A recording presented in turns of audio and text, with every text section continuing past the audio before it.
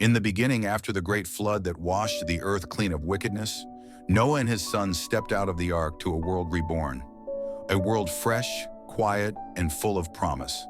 The rainbows that arched across the sky were God's covenant, his promise never again to destroy the world by flood. From Noah's family, the generations of mankind began once again to spread and multiply across the earth. In those early days, all the people of the earth spoke one language.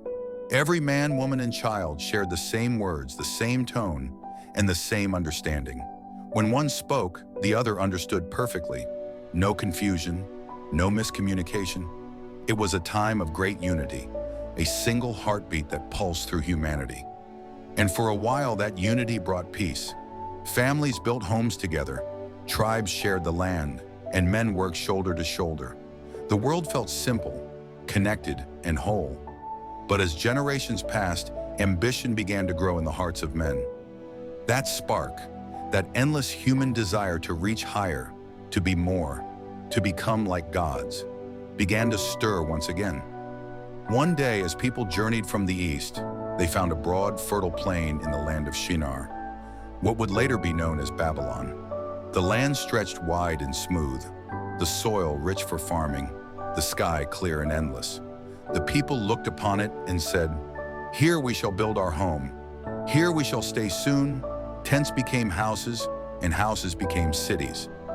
Men learned to shape bricks from clay and bake them in the fire. They learned to use bitumen as mortar. With these new tools, their eyes began to dream of greatness. One morning, as the sun rose over Shinar, the leaders of the people gathered in the city square. Among them was Nimrod, a mighty hunter before the Lord, known for his strength, pride, and leadership. His voice carried power, and when he spoke, people listened.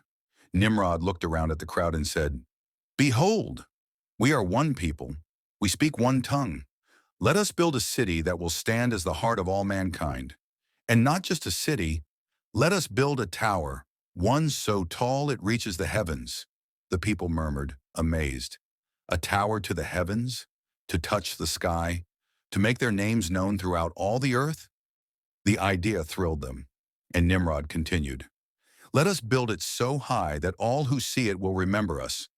Let us make a name for ourselves, lest we be scattered across the earth and forgotten."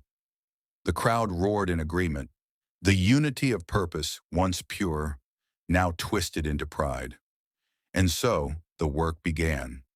Everywhere the sound of hammers and chisels filled the air. Men worked from dawn till dusk, molding bricks, stacking them high, layer upon layer. Women carried water and clay, children gathered straw, and the city of Babel began to rise, higher than any city before it. Day after day, the tower climbed toward the clouds. Its base was broad and mighty, and its walls gleamed in the sun like gold. As it grew, so did the pride of the people. They would point to the tower and boast, "See what man can do. We need no God to guide us. We can climb to the heavens ourselves." And above, in the realms of glory, the Lord watched. He looked down upon the city and the great tower that stretched upward, built by the hands of men whose hearts had turned from him. The angels gathered around and whispered, "Lord, behold the children of men. They are one people, and they all speak one language. And now they begin to build a tower that reaches the heavens." God looked upon them and said softly, "Yes, and nothing they plan to do will be restrained from them." Their unity has turned to pride. Their hearts seek to replace me. He sighed, and not in anger, but in sorrow, for he had seen this before. Pride leading to destruction, man reaching for the throne of heaven. And so the Lord decided, "Let us go down and confuse their language, that they may not understand one another's speech." The next morning the sun rose as it always had. The workers took their places, ready to lift another 1,000 bricks into the sky. But when one called out for water, his helper brought straw. When another asked for clay, his neighbor handed him a hammer. Confusion rippled through the crowd. Voices overlapped. Strange words, unknown sounds. The workers shouted in frustration, trying to make sense of one another. But every man heard a tongue he had never known. The unity that had once bound them now shattered into noise and chaos. Anger flared. Tools were thrown. Arguments broke out. Friends who had once spoken as brothers now quarreled like strangers. Nimrod, standing at the top of the half-finished tower, looked down and saw madness below. His voice boomed over the workers, but not a single one could understand him. Each man's tongue was different, each tribe's words now foreign to the others. The tower fell silent. The work stopped. Families began to gather by the few who still spoke their tongue. One group turned east, another west. Some went north, others south. They packed their belongings, leaving the great tower behind. And as they walked, their speech grew into the languages we know today, each tribe carrying its own words, its own rhythm, its own sound. The land of Shinar, once full of unity, became empty and quiet. The tower, which had promised glory, now stood unfinished, a monument to human pride and a warning for generations to come. The people called the place Babel, meaning confusion, because there the Lord confused the language of all the earth. And from that day forward, mankind was scattered across the face of the world, separated by tongue, culture, and distance. Years turned into centuries. The tower slowly crumbled under the weight of time.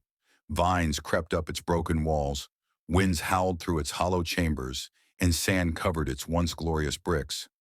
Birds built nests in the cracks where men once placed stones.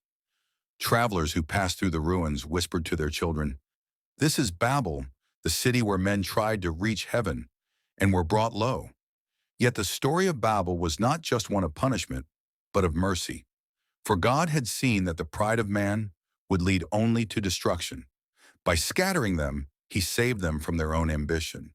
Unity was meant to serve good, to create peace and honor the Creator, not to build monuments to human arrogance.